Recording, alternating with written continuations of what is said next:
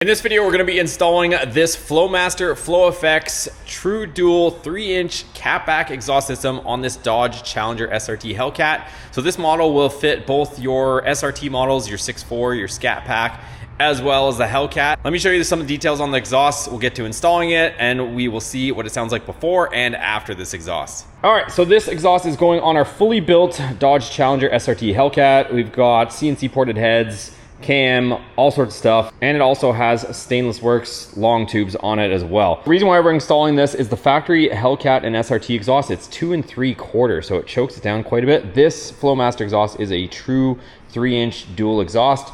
Not only that, so it has this really cool looking piece in the middle for our X pipe. Goes into 2 Flow Effects mufflers. These mufflers are a straight through design. You can see my Challenger right through it. Then it's gonna come out the back here. And then what's really cool and I like about this system is it still retains the factory exhaust valve. So if you just wanna cruise around, go and get a bite with the old lady, this thing can still be tolerable. You can still take a phone call on your hands free, all that stuff. But then if you put it in track mode or you step on the gas, the valves will open up. And then it comes all the way back, again, 3-inch all the way back, and then you got these quad tips in the rear. So this is gonna look really aggressive on the back of our car. I kind of wanted to just lay it out like this, how it's gonna be on the car, just so you guys get a idea, but no restrictions on this. Again, the factory one, it's got a lot of crush bend stuff, and it's 2 3/4. So this should open things up, give us a little bump in power also. But before we get started and put the car up on the lift, I'm gonna show you guys what the car currently sounds like with the stock exhaust, and then I'll show you guys again what it sounds like afterwards.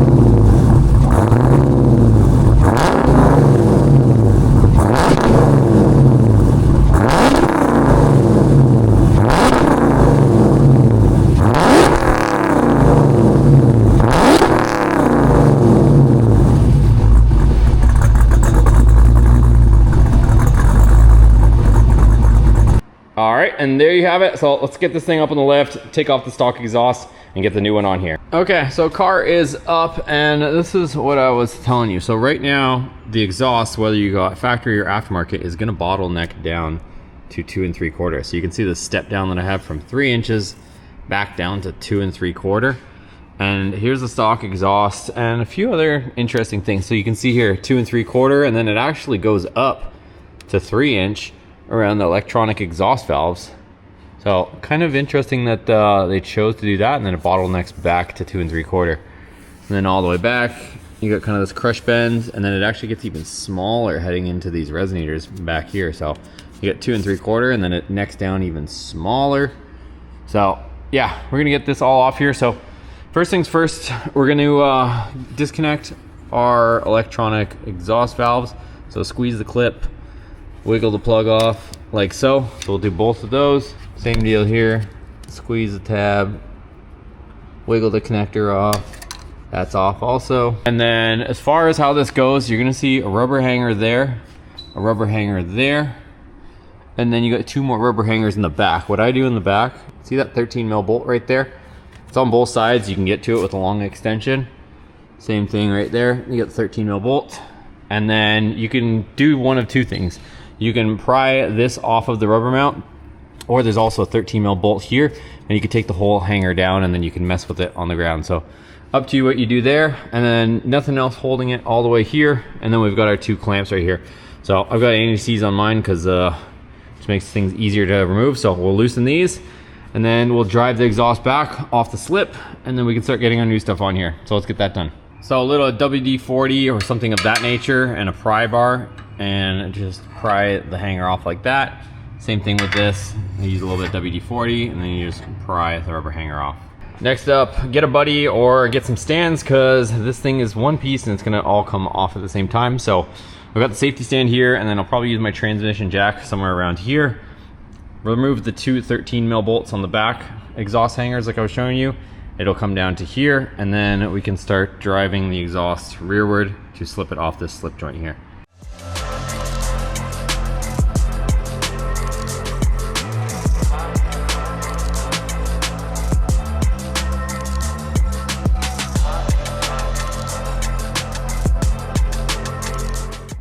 All right, so stock exhaust is off, and I'd be willing to bet that that's actually heavier than the stuff we're putting on. That thing is super heavy and awkward, but just test fitting some stuff. I will tell you guys that I do have a bunch of aftermarket parts underneath here. So we've got this solid billet differential, and then I also have a 4-inch drive shaft. So I just wanted to test fit some stuff, make sure that everything would clear, and looks like we should be good to go. So what I am also going to be doing is, for the purpose of this install video, I'm going to show you guys as if you guys had, you know, same sort of thing, slipping down to a 2 3/4 right here. That way, if you guys are doing a stock install, you'll have the same situation here where it'll slip over top of your 2 3/4 and then goes back into 3-inch. But what I probably will end up doing later, don't expect you guys to do it, but I'll end up going 3-inch from here and removing this bottleneck. But just goes to show you that they do actually bring 3-inch all the way through, and this is actually a 3-inch pipe.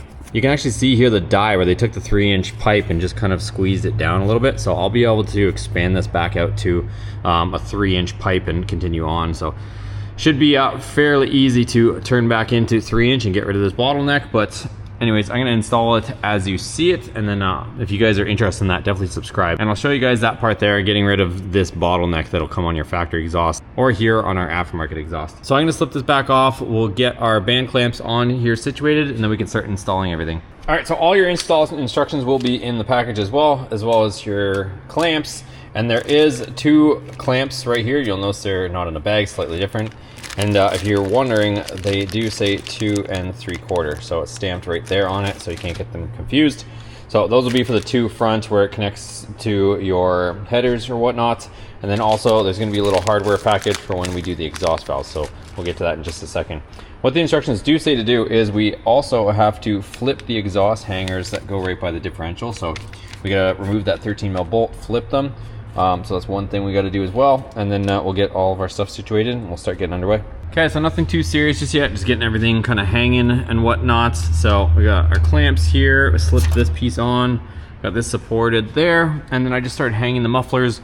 We got our clamps here, and then like I said, because I have the bigger drive shaft and everything going on in here, I'm trying to just make sure that we got adequate clearance. So everything seems good so far. And then what I am gonna do now is we're pretty much ready for our tail pieces. So I gotta go ahead and take off these electronic actuators off. So they're held on by these 8mm nuts, and there's a spring in back. So let's go ahead, take these off, and then we'll transfer it to our new Flowmaster exhaust. All right, so I just finished this side, and I'm gonna show you guys exactly how it goes together. I wanted to get one done just so I could get all the tools out, and it's exactly what we needed. So go over here. I'll show you guys taking it off of my exhaust. So just get yourself an 8mm driver, and we'll take off these 3 nuts. Once I get these 3 out, before I completely take it off, I want to show you guys the spring in there as well. All right, so 3 nuts are off, and you'll kind of have to wiggle the plastic here on these studs. So once you start to get it free, as you can see here, I'll show you guys the spring. So the spring you're gonna wanna keep on the side here. And essentially it's gonna be in the open position. So when this is all the way clockwise, that's in the open position. So, because you can roll it back and forward, but when it's all the way clockwise, that's in your open position. So you're gonna leave this like that. And then when we bring this over to our new valve on our Flowmaster, we're gonna connect it the exact same way. Okay, so here we are, and like I mentioned, so this is open. If you look straight in through here, you'll notice that all the way clockwise is open, counterclockwise is closed. So you'll see that our spring is gonna line up perfectly right there. So just hang your spring in there, and then you're gonna put all your bolts in. And then as far as the way the hardware goes, so I'm using a little bit of orange Loctite. Take these tiny little bolts here. You're gonna pass that through there.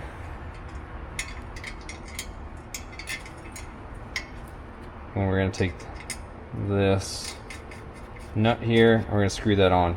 So we're gonna do that for all 3. Okay, and then we'll tighten our hardware here. So, and this stuff is standard thread if you're wondering. So we got a 3/8 wrench, and then our Allen key. And then the way this is gonna work is we got the longer bolts and the washer. The washer is gonna not go on the head, but it's gonna go between this nut here and the plastic. So we'll get that situated. So we got our valve. Our valve is gonna go on here. And then we're gonna start to put a bolt in. And then we're gonna put the washer on the back side here, like so. So we'll thread this one in just so that it can hang off of here.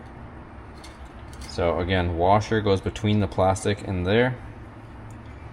That's according to the instructions. It's all factored in with the spacing of our valve. We'll get these 3 in there, and then we can tighten this all down.